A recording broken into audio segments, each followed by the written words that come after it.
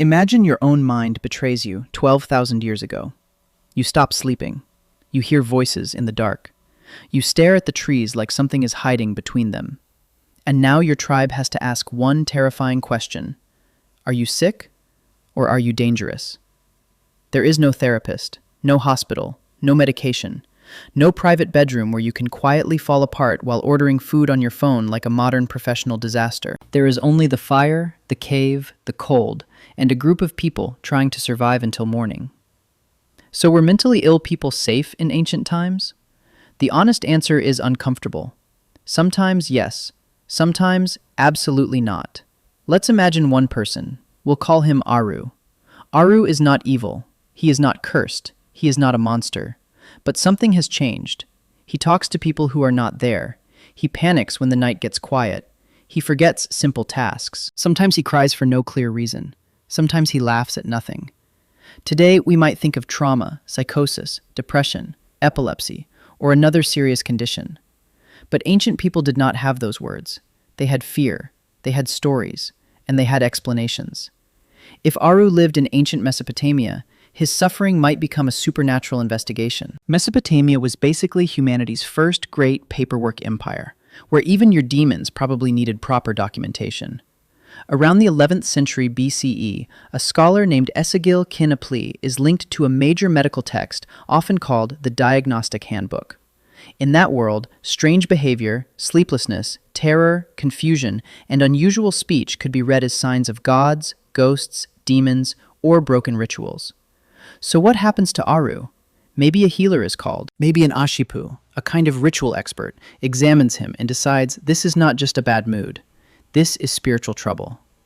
The solution might include incantations, protective amulets, ritual washing, offerings, herbs, oils, and words spoken carefully over the body.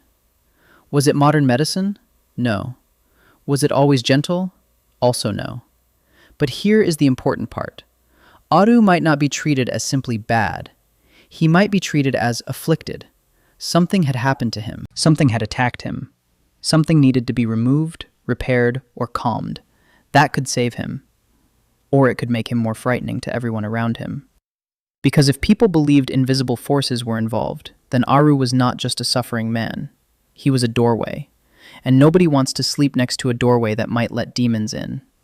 Now move Aru to ancient Greece. Greece arrives wearing a robe and saying, actually, let's be rational, which is always dangerous, but sometimes useful.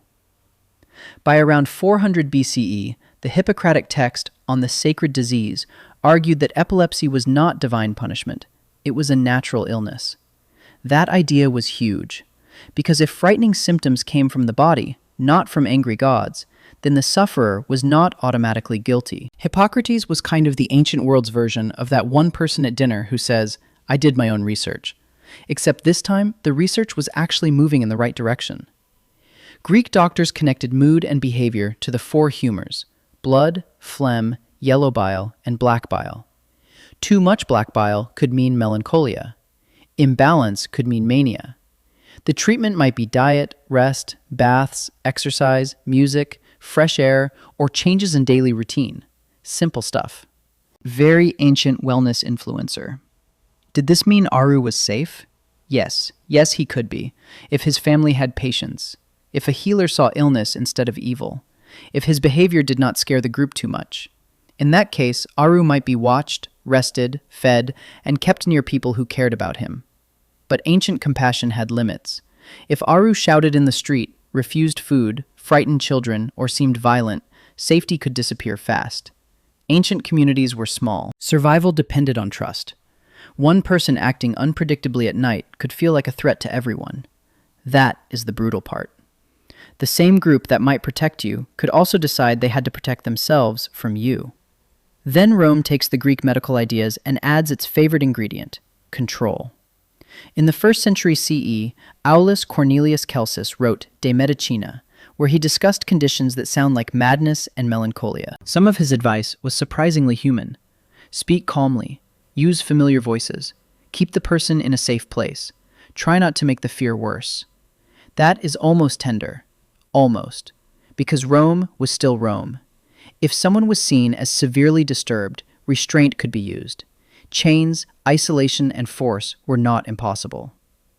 Later, in the 2nd century CE, Cyrannus of Ephesus criticized harsh treatment and recommended calmer surroundings for people with mania. That detail matters. It means some ancient doctors understood something we still forget today. Fear does not heal a suffering mind. But safety still depended on status. A rich Roman with a family might be cared for inside the home. A poor person acting strangely in public might be mocked, beaten, restrained, or thrown away by society long before anyone asked what had happened to them. Now take Aru to ancient China, where the question becomes less, which demon did this, and more, what has fallen out of balance? The Huangdi Neijing, compiled roughly between the 2nd and 1st centuries BCE, described health through qi, organs, emotions, yin and yang, and harmony inside the body. Later Chinese medical traditions discussed conditions such as dian and quang, often linked with withdrawal, confusion, agitation, or unusual behavior. The response could include herbs, acupuncture, regulated food, sleep, family care, and attempts to restore balance. Was every explanation correct? No. But the instinct was powerful. Aru's behavior meant something was wrong inside the pattern of life. His body, emotions, environment, and family all mattered. That idea feels ancient and strangely modern. Fun fact, the first diagnostic and statistical manual of mental disorders, the DSM, was published in 1952. That means our official modern language for many mental disorders is younger than microwave dinners. Humanity spent thousands of years trying to understand the suffering mind before we even agreed on the labels. So, were mentally ill people safe in ancient times? Aru's answer depends on where he was born, who loved him, what his symptoms looked like, and whether his community saw him as sick, sacred, cursed, or dangerous. Ancient people were not cartoon villains. They were frightened humans, trying to explain pain with the tools they had. Sometimes those tools were medicine, sometimes they were ritual, sometimes they were love, sometimes they were cruelty dressed up as protection. And that is the part that should stay with us. A society shows its true face when someone becomes difficult to understand.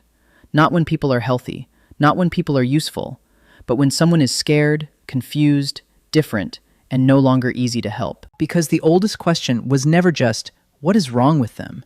It was always, will we still protect them when we are afraid?